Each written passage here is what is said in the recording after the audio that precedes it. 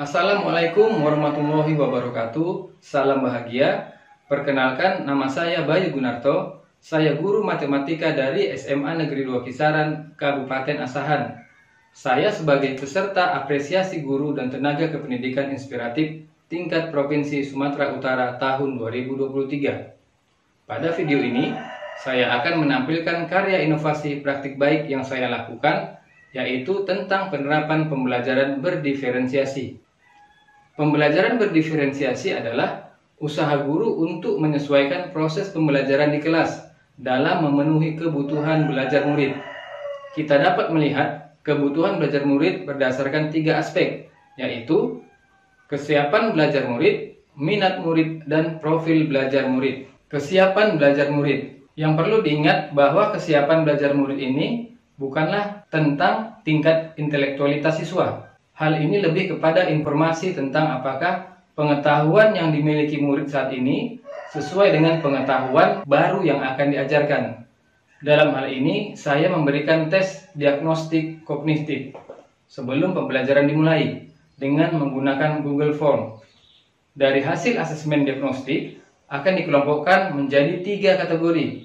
Yang pertama, paham utuh, yang kedua, paham sebagian, dan yang ketiga, belum paham. Paham utuh jika skor siswa mencapai 80-100. Paham sebagian jika skor siswa 50-79. Belum paham jika skor siswa 0-49. Ini akan dijadikan dasar untuk pembentukan kelompok. Dalam pembentukan kelompok, setiap siswa akan dipasangkan sesuai kategori pemahaman. Siswa kategori 1 akan menjadi narasumber di kelompoknya. Namun, siswa juga dapat bertanya kepada guru. Minat murid. Minat adalah salah satu motivator penting bagi murid untuk dapat terlibat aktif dalam proses pembelajaran. Cara yang saya lakukan untuk menarik minat murid adalah, yang pertama, menciptakan situasi pembelajaran yang menarik perhatian murid. Misalnya dengan melakukan ice breaking pada saat pembelajaran berlangsung, agar tercipta suasana yang rileks. Yang kedua, menciptakan konteks pembelajaran yang dikaitkan dengan minat individu murid. Kali ini saya menggunakan berbagai media dan sumber belajar, cetak maupun elektronik. Saya mengintegrasikan aplikasi Rumah Belajar dalam memanfaatkan fitur-fitur yang ada, seperti sumber belajar dan bank soal untuk pemenuhan kebutuhan belajar murid. Yang ketiga, mengkomunikasikan nilai manfaat dari apa yang dipelajari murid. Saya menyampaikan tujuan pembelajaran dan bentuk penilaian apa yang saya gunakan di dalam pembelajaran. Yang keempat, menggunakan berbagai model maupun metode pembelajaran yang bervariasi agar tercipta lingkungan belajar yang mengundang murid untuk serius belajar dan bekerja untuk mencapai tujuan belajar. Dalam hal ini, saya menggunakan model pembelajaran discovery learning dengan metode diskusi berkelompok. Yang ketiga adalah profil belajar murid. Tujuannya adalah untuk memberikan kesempatan kepada murid untuk belajar secara alami dan efisien. Hal yang saya lakukan adalah, yang pertama, saya mencari informasi latar belakang siswa dengan menggunakan survei pada Google Formulir yang berisi data pribadi dan data keluarga. Latar belakang keluarga tentunya akan berpengaruh terhadap perilaku murid belajar di dalam kelas. Yang kedua, untuk mengetahui gaya belajar murid, apakah termasuk gaya belajar audio, visual, maupun kinestetik, atau mungkin memiliki lebih dari satu gaya belajar, saya menggunakan website Aku Pintar. Untuk memenuhi kebutuhan gaya belajar tersebut, saya menggunakan bahan maupun media ajar yang beragam, yang tersedia di fitur sumber belajar di aplikasi Rumah Belajar. Untuk lebih jelasnya, mari kita saksikan cuplikan dari video pembelajaran berdiferensiasi yang sudah saya lakukan. Assalamualaikum warahmatullahi wabarakatuh. Waalaikumsalam warahmatullahi wabarakatuh. Selamat pagi semuanya. Pagi. Baiklah, sebelum kita mulai pelajaran hari ini, marilah kita berdoa menurut agama dan kepercayaan masing-masing. Mudah-mudahan pembelajaran hari ini berjalan dengan baik ya. Silakan ketua kelas. Teman-teman, sebelum kita memulai pelajaran hari ini, marilah kita berdoa menurut kepercayaan masing-masing. Doa dimulai. Doa selesai. Kepada Bapak Guru beri salam. Salam.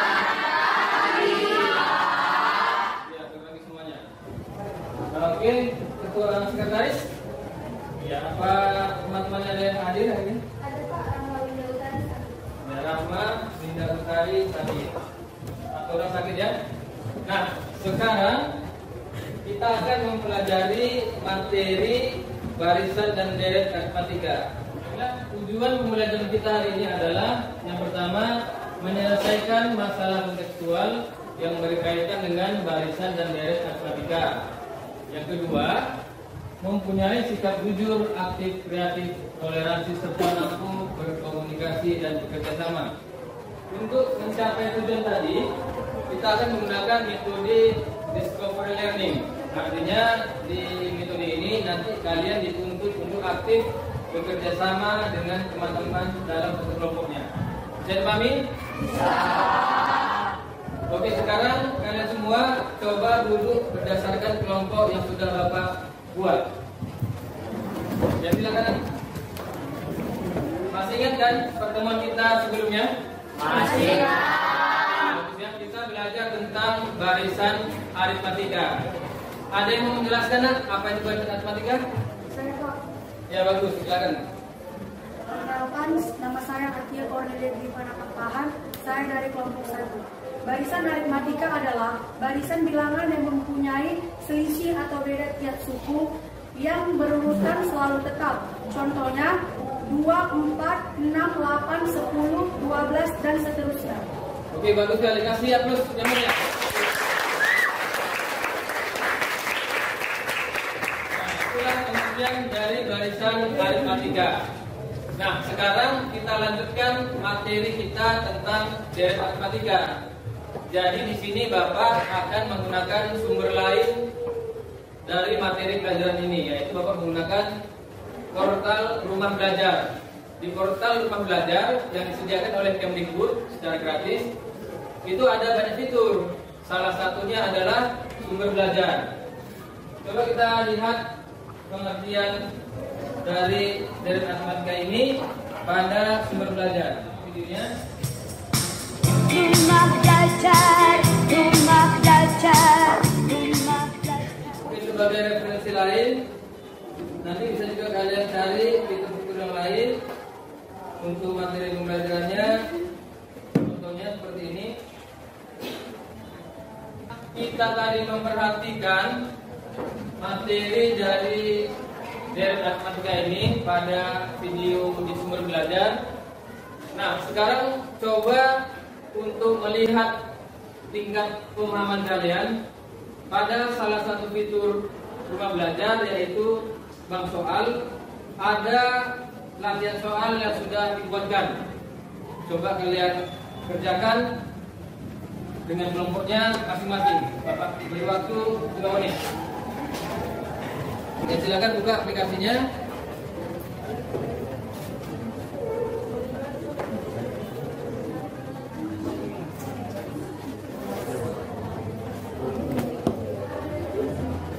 Waktunya sudah habis. Sekarang coba dari kelompok mana yang mau membahas atau mempresentasikan hasil kerjanya.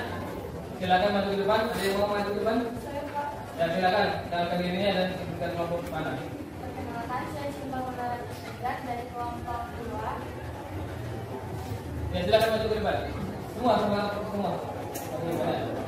Oke, silakan bagi kelompok 2 yang ingin presentasikan hasil kerjanya, silakan. Ditanya itu adalah jumlah 40 suku pertama dari deret ketiga ditambah 7 ditambah 11 konfirmasi. Diketahui ada 3.240. Oke, benar ya, kita kasih apresiasi. Nah, jadi inilah hasil dari kelompok 2 yang benar. Ini langkah-langkah untuk menyelesaikan deret aritmatika. Dari pembelajaran kita hari ini, siapa yang bisa memberikan kesimpulan apa yang telah kita pelajari hari ini? Ya, bagus. Coba berdiri nak. Perkenalkan, nama saya Muhammad Faiz Yadi. Saya akan memberitahu kesimpulan yang diperoleh dari aritmatika. Kesimpulannya adalah untuk menyelesaikan permasalahan yang berkaitan dengan barisan dan deret aritmatika. Pertama, kita harus dapat menyajikan soal ke dalam barisan aritmatika. Kemudian kita harus bisa menentukan banyak sukunya, suku pertama, dan tentu beda tiap barisan. Oke, bagus sekali. Kita lihat.